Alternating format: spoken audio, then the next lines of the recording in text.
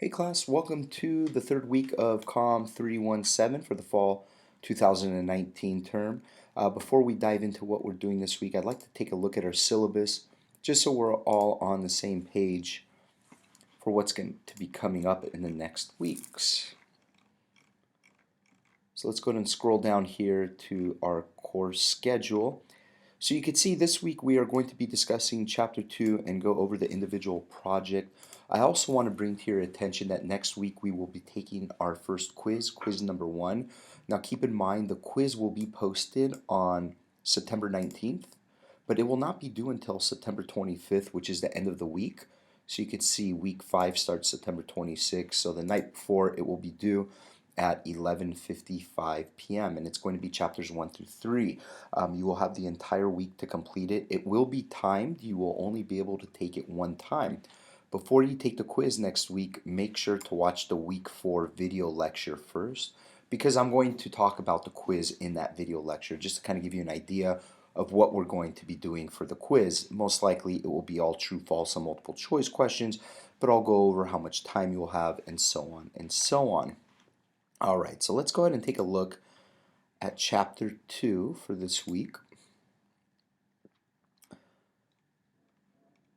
Alright, so this week we are going to be talking about Chapter 2, which is digital media, and if you click on this link down here at the bottom, the PDF will be, the PowerPoint will be downloaded for Chapter 2. So let's take a look at how we have a new age in advertising. So we have digital technology and it's transformed the way people not only think and behave, but also the way that we live with how we get information. There are unlimited opportunities to reach consumers in new ways, and it's obviously changing constantly, especially with social media evolving the way it is.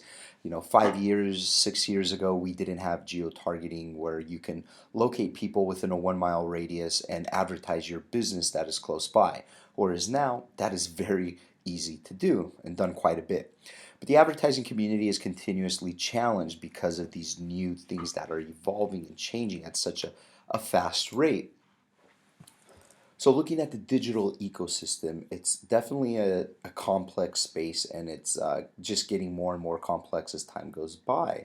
There are 1 billion active websites along with 2 million plus mobile apps with 500,000 tablet apps. So you can see how much information we have at our fingertips with what we want to do. There are pretty much apps for almost everything. Even now, I noticed the other week there was an app for washing your car, which is pretty cool because now I don't have to worry about taking my car in to get washed, waiting in the long line. I can actually schedule an appointment through the app to have someone come to my house and wash the car. Pretty cool.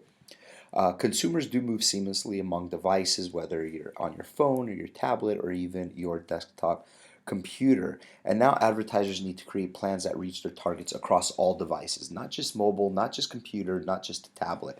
It's important that you blanket the digital world. Most concepts related to planning and buying are similar across the digital services though. So when you're developing a digital media plan, there's 4 steps that are involved. First, you have to define your target. This is the most important. If you don't define the correct target, your digital ads aren't going to be as successful as they can be. So once you have your target market, you can then define your digital media objective. What is your objective that you want to achieve with the ad that you're running? Are you wanting to increase brand awareness, promote a product, have customers sign up for a newsletter? Step 3, simplify the complex digital ecosystem. Figure out ways where you can create ads that are going to that can go across all forms of digital advertising, whether it's a mobile device, a laptop computer, desktop computer, or even a tablet. Make sure you select the right channels when doing this with the digital media plan. So step 1, defining your target. There's 2 components. You have component 1, this is the overall demographic. You really need to understand the primary digital channels used by the target. Are they heavy users of tablets or maybe even a mobile device? Do they watch TV online? Do they use search engines to research products? There are so many different means of how we can reach our customers with digital devices. Component 2, how does your target behave within each digital media channel?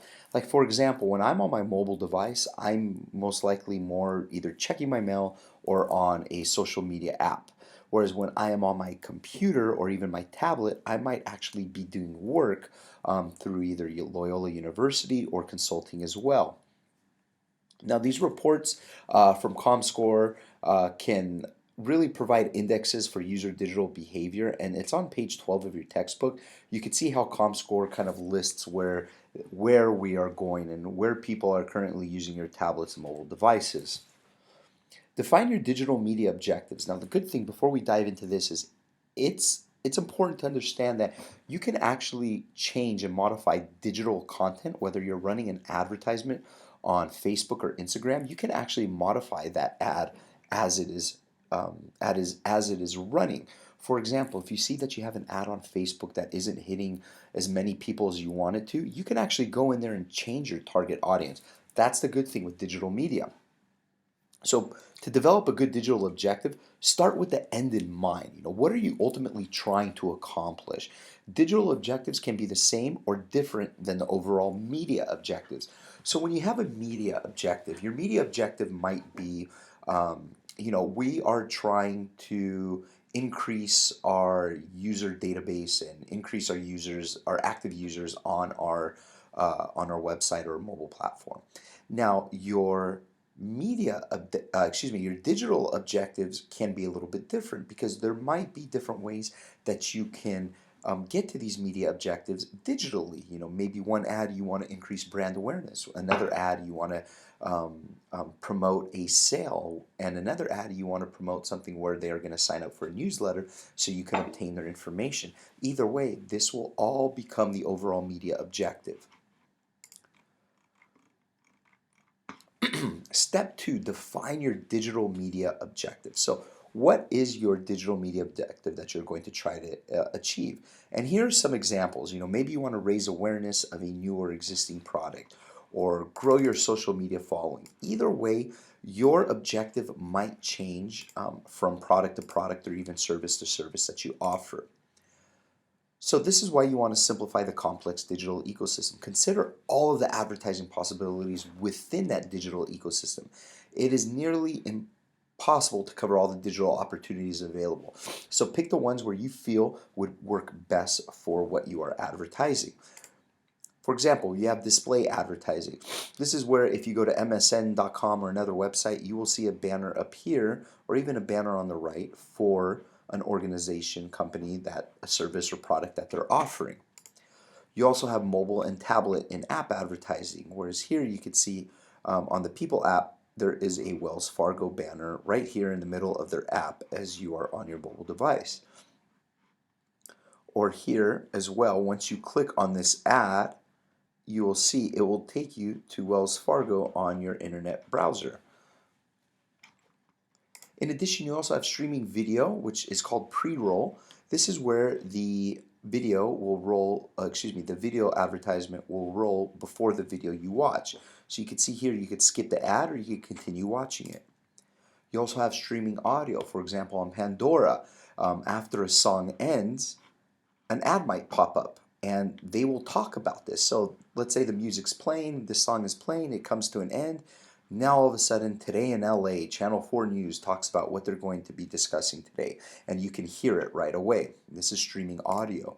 You also have paid social. This is when you actually pay to advertise an ad on Facebook or YouTube or even Instagram or Snapchat, and you'll see here where it says sponsored. That's because they have paid for this social advertisement. Gaming. Now, this is one of the most interesting. Now, I'm not a gamer myself, but when I saw what is going on these video games, I couldn't believe it. You could see here, this is the character of the video game, and this is the screen on the television, and there is an ad for the U.S. Air Force right here that says, "Don't just play video games, inspire them."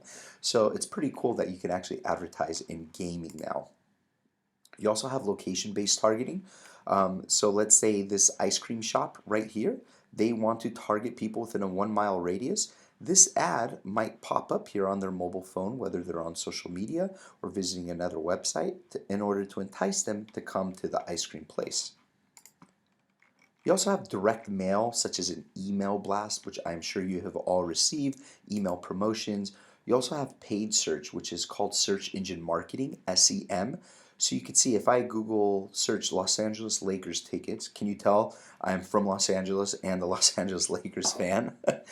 You can see here that in this case, four advertisements that are popping up, these companies actually paid to be a part of these search engine results, which is called search engine marketing, SEM.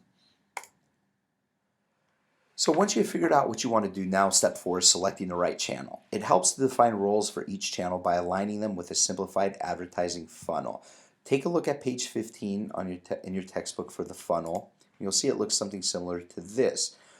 This is first where you start here at the top of the funnel, and this is where a potential customer becomes aware of the product or service. They might see an advertisement.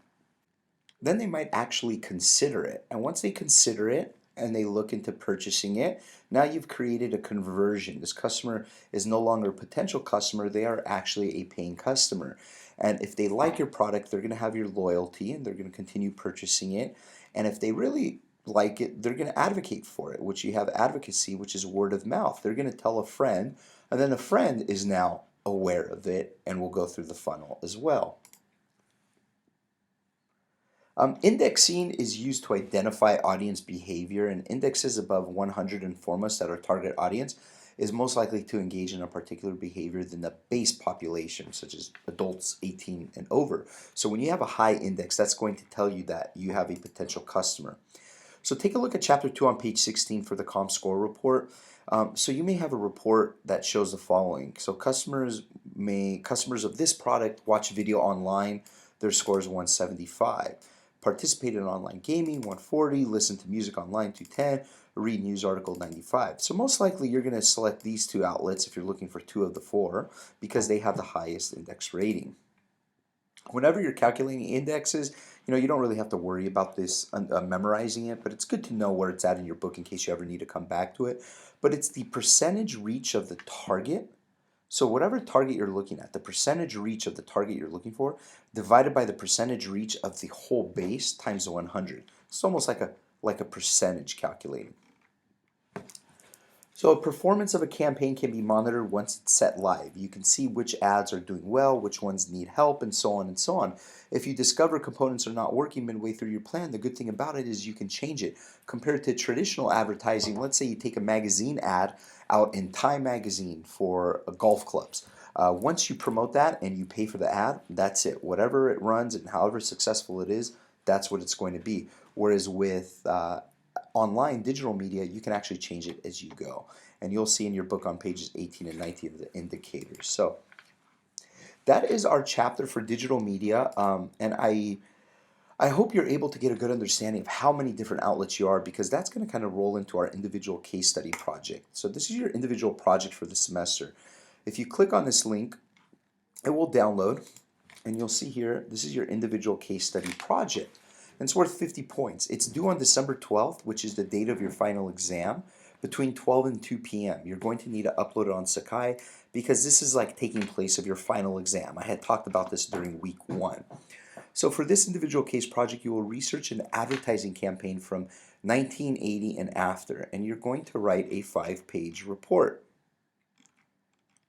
So pick an advertising campaign you find interested in. For example, it could be Nike's Michael Jordan campaign throughout the years, Volkswagen's comedic TV commercials in the early 2000s. It can be any mix of media, TV only, or radio and TV, or even digital and radio, whatever you want it to have. You will study this campaign and figure out what worked, what didn't work, and any other information deemed to be important for this case study. You can even discuss how you would implement this campaign in today's day and age of digital media. So maybe half a page will talk about this, how you can discuss how you would implement it in today's day and age if it was an older advertisement. Use media planning language from your textbook in your report. For example, if you find out what their frequency was for an advertisement, or the gross rating points, which are the GRPs or the GURPS, then discuss it. It's not required, but it will give you more content to write about. And then that will create for an easier report to complete. So the report needs to be a minimum of 6 pages. The reason I have it up here, 5-page report, is because your base is going to be 2 pages and 3 pages. Then you have a title page and reference page. So you're looking at 5 to 6 pages total. So you're going to have your title page, the background of the case study. So this page should give a background on what your case study entails. You should discuss the company background, any information you have found to be important for this advertising campaign, how long it ran for, and anything else the reader should know. Then your advertising background. So this is where you kind of dive into it to see what it did, how well it performed, if it was successful, how would you implement it in today's day and age of digital advertising. And this section should discuss the advertising campaign in detail. You should have different sections to let the reader know about the campaign. For example, your sections can include the following, but you don't have to follow this. This is just kind of a sample I give. You can use any or all of these, or even make up your own. Maybe you want to talk about that campaign background, some example advertisements, the advertising campaign success, or if it was unsuccessful, write about that. You don't have to just pick a campaign that was successful. You could pick one that was unsuccessful. Key takeaways, a result to the company, did it increase revenue, brand awareness, etc. And then a reference page as well. Make sure to include 5 references in your report. And this project is going to be worth 50 points of your grade. Now you're going to have all semester to complete this project because it's due during finals week. So if you have any questions, please feel free to reach out to me about it. I'd be more than happy to schedule a phone call with you, or if you want to just call me and hope to get me at a good time, that's fine, or even text me or email me, whatever's easier for you guys. So I wish you all the best of luck this week, and again, feel free to reach out to me if you guys have any questions. All my contact information is in the syllabus. Thanks guys, take care.